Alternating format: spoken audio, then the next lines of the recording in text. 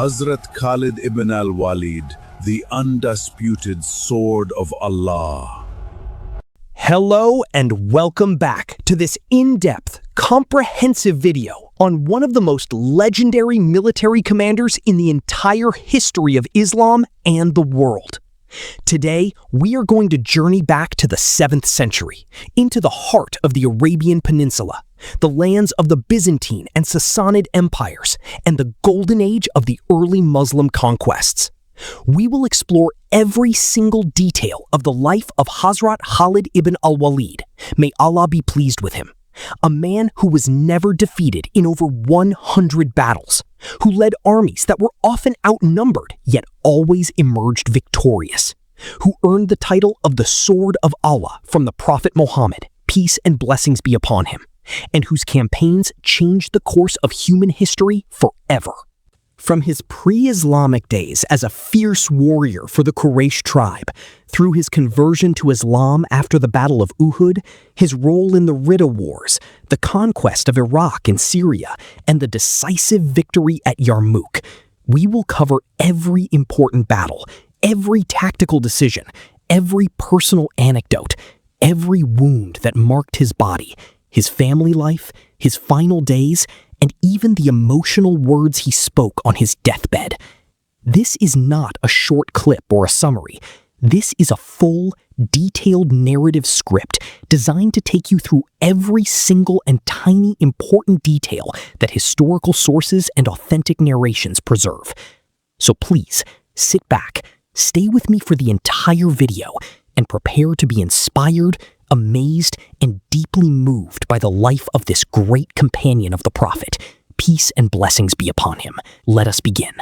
First, let us go back to the early days of his life. In the year 592 CE, in the city of Mecca, in the noble Quraysh tribe, Khalid ibn al-Walid ibn al-Mughira al-Makhzumi, known affectionately as Abu Suleiman, was born into one of the most powerful and respected families in Arabia. His father, Al-Walid ibn al-Mughira, was a wealthy merchant, a skilled arbitrator in disputes, and the chief of the Banu Makhzum clan. Al-Walid was not only wealthy, but also eloquent and respected among the Quraysh. His mother was Lubaba al-Sugra, daughter of Al-Harith ibn Harb al-Hilaliyah, and she was also the sister of Lubaba al-Kubra, the wife of al-Abbas ibn Abdul Muttalib, the uncle of the Prophet Muhammad, peace and blessings be upon him. This family connection would later prove significant. Khalid grew up in the harsh desert environment of Mecca, learning the ways of the Arabs, the art of poetry, the customs of tribal warfare, and the principles of leadership from a very young age. He was a tall, strong young man with a commanding presence, known for his bravery and natural military instinct. He mastered horse riding, swordsmanship, and military tactics as part of the training every young man in the Banu Makhzum clan underwent in those turbulent pre-Islamic times. As he grew older, Khalid became a prominent member of the Quraysh, participating in many pre-Islamic wars and battles. He was not a follower of any religion at first, but he was a fierce warrior who led raids and battles with skill and courage. One of his most famous early military achievements was his leadership in the Battle of Uhud in 625 CE, when he was around 30 years old. Historians differ slightly on his exact age, but the events are clear. In that battle, the Quraysh army, with Khalid commanding a large cavalry force, attacked the Muslims from the rear, while the Prophet, peace and blessings be upon him, was in the front lines. Khalid's cavalry struck from behind the mountain slopes, causing confusion and panic among the Muslim ranks. This action nearly turned the tide, and although the Muslims eventually achieved victory, the battle was a costly one, with heavy losses on both sides. Khalid, however, survived, and later reflected on these experiences. Many years later, when he had converted to Islam, he would recall with humility how he had once contributed to the near defeat of the early Muslim community. In the same battle, he used 7 swords that all broke in the fighting, and the Prophet, peace and blessings be upon him, was later informed of the deaths of 3 key Muslim commanders, Zayd ibn Haritha, Ja'far ibn Abi Talib, and Abdullah ibn Rawaha, through revelation. It was during this same Battle of Uhud that the Prophet, peace and blessings be upon him, first recognized Khalid's exceptional leadership potential. He later praised him publicly and even offered him a role in the future, showing that even in the days of opposition, there was a deep respect for his capabilities. After the battle, Khalid continued his involvement in other Quraysh campaigns, fighting against the Muslims on various fronts, including the Battle of the Trench in 627 CE, where he was part of the opposition forces. Though his direct role was more in the pre-Islamic raids, he was also deeply involved in the pre-Islamic conflicts with the Ghatafan tribe, including the famous duels and rivalries that defined his early warrior life. The turning point came in 629 CE, after the Treaty of Hudaybiyah. Khalid witnessed the growing strength of the Muslim community and the way the Prophet, peace and blessings be upon him, was uniting the tribes.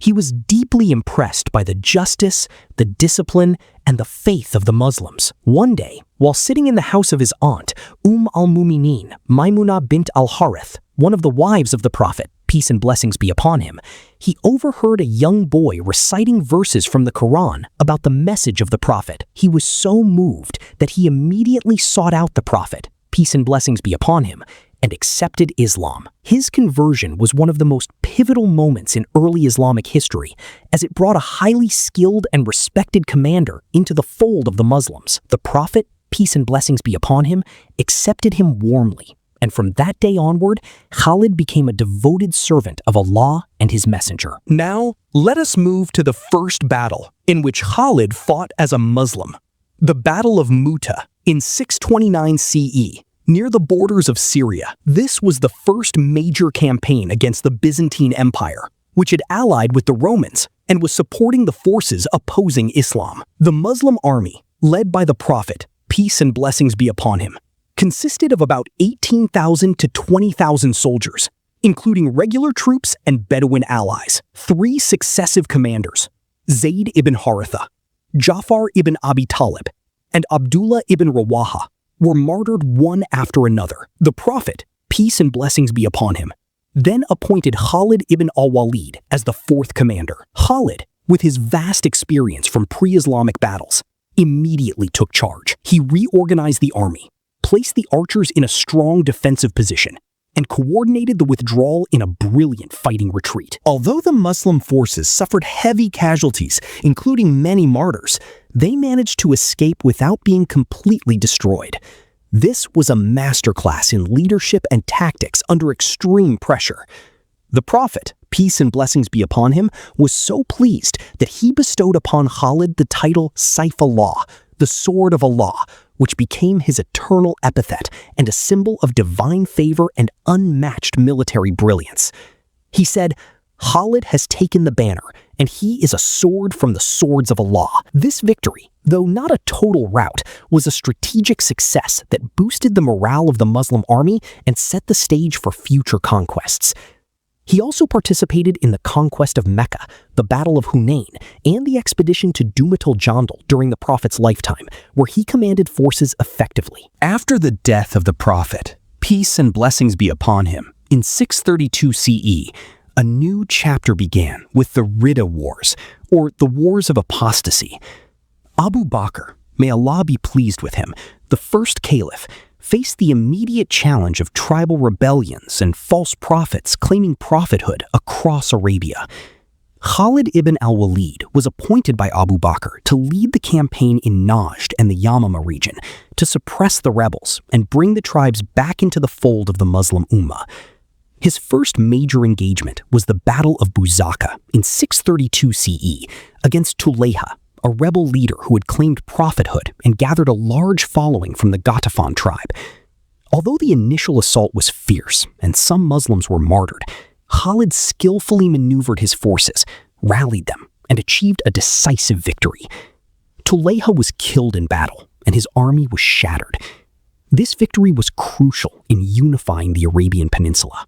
Khalid also fought in the Battle of Dul al-Qasa against the Ghatafan forces, and the Battle of Yamama in 632 CE against Musaylama al-Kadab, the false prophet known as the Liar, who had allied with the apostate tribes and built a powerful force. The battle was intense and lasted for days. Musaylama had fortified his position, and the fighting was brutal. But Khalid, using his legendary tactical genius, led a brilliant counterattack from the rear and flanked the enemy. The Muslims broke through, and Musaylama was killed. The false prophet's army was annihilated. These two victories against the greatest threats to the nascent Muslim state demonstrated Khalid's ability to turn the tide even when outnumbered and facing determined opponents. The Ridda Wars were effectively won within a year thanks to Khalid's leadership, and the entire Arabian Peninsula was brought under the banner of Islam.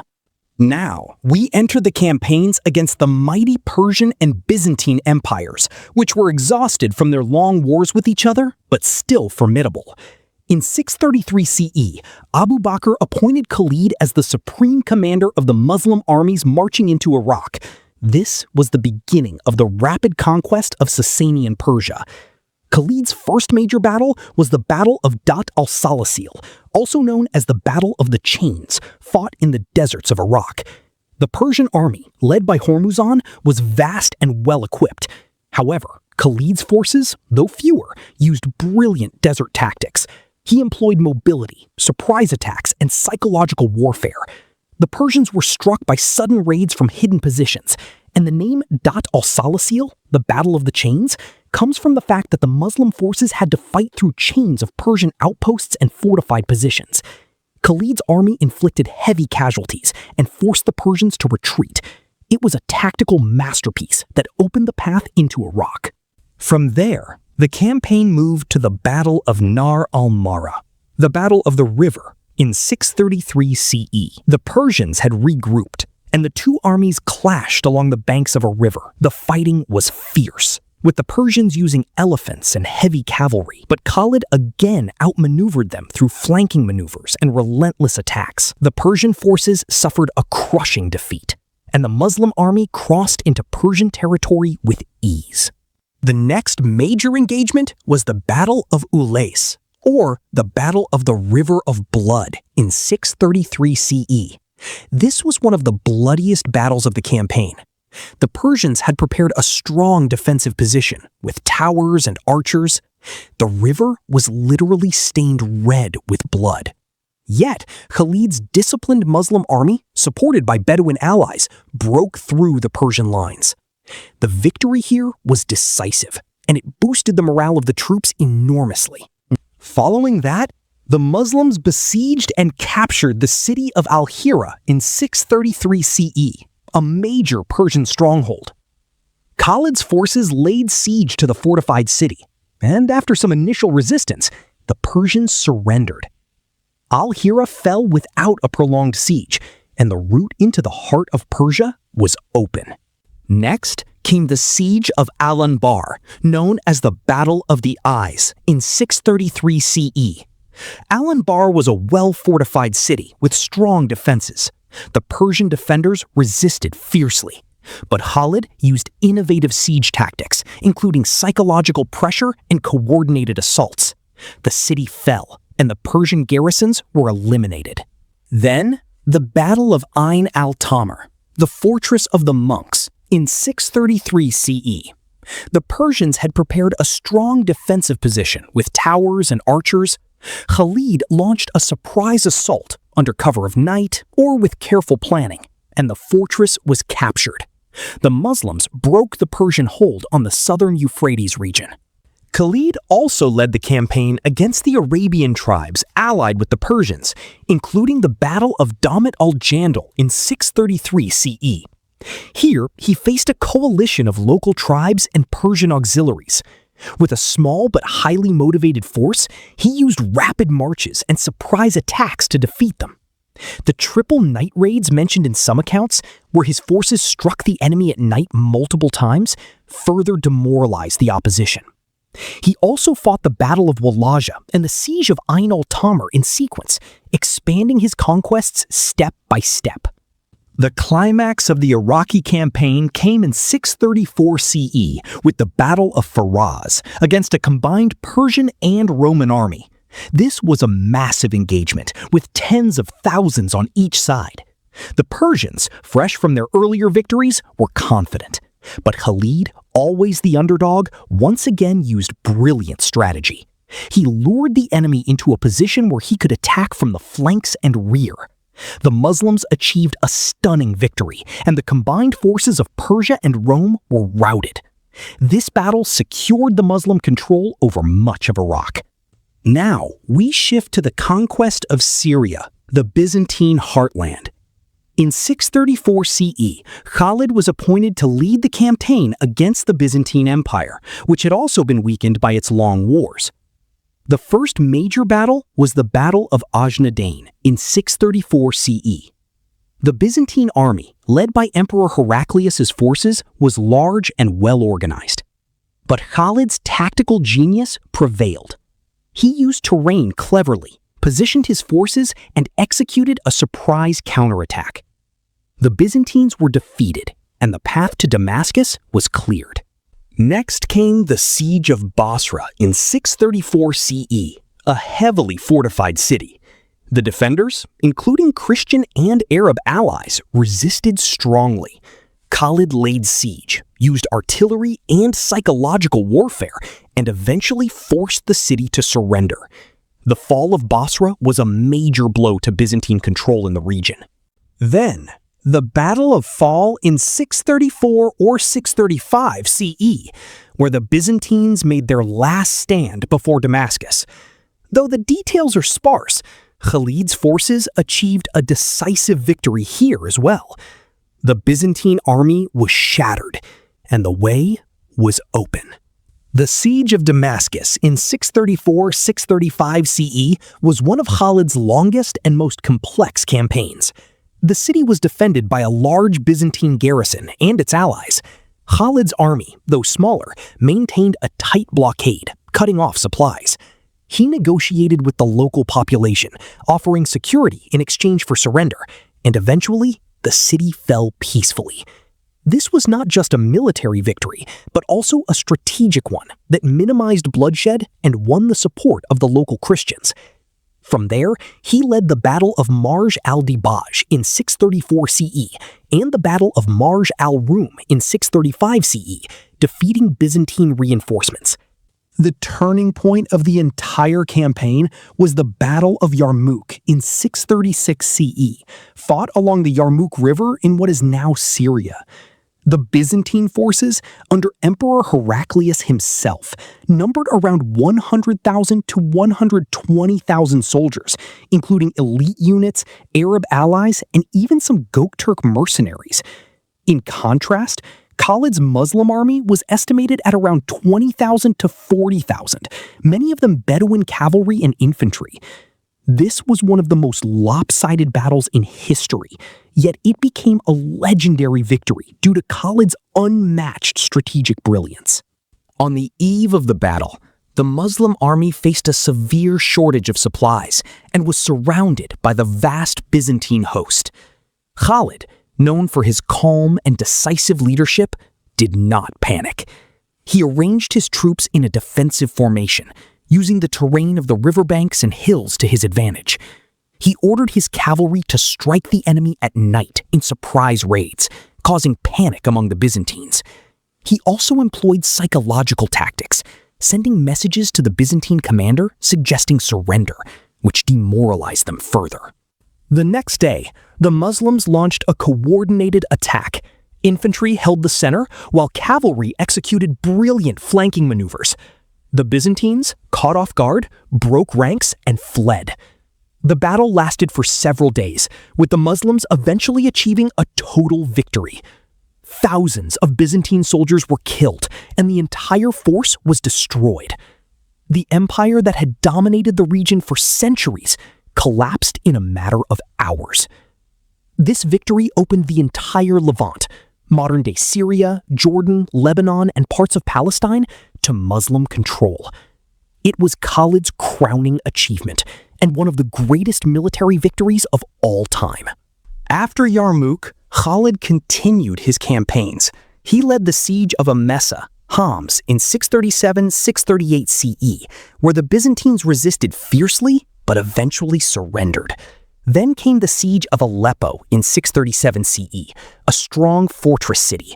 The defenders held out for months, but Khalid's persistence and tactical skills led to its fall. The Battle of Quinasreen in 637-638 CE was the final major engagement, where the last pockets of resistance were crushed. Khalid also led expeditions further north into the Taurus Mountains, capturing Germanisha, Marash, in 638 CE. After these conquests, Khalid was appointed as the military governor of Quinasreen around 638 CE, overseeing the administration of the newly conquered territories. He ensured order, justice, and the protection of non-Muslim populations through the jizya tax system, as per the terms of the conquests. His rule was fair and effective, and he earned the respect of the local population. However, in 639 CE, Caliph Umar ibn al-Khattab, may Allah be pleased with him, recalled him from command due to concerns over his growing influence and power, which some feared could lead to unrest or personal ambition. Despite this, Khalid's contributions remained immense. Let us now move to the later part of his life and his personal legacy.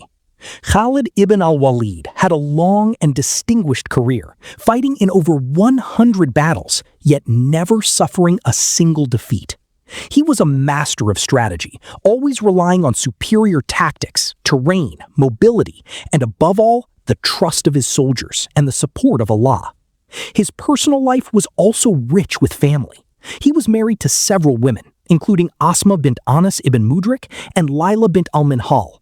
He had sons, including Suleiman, Abd al-Rahman, and Muhajir.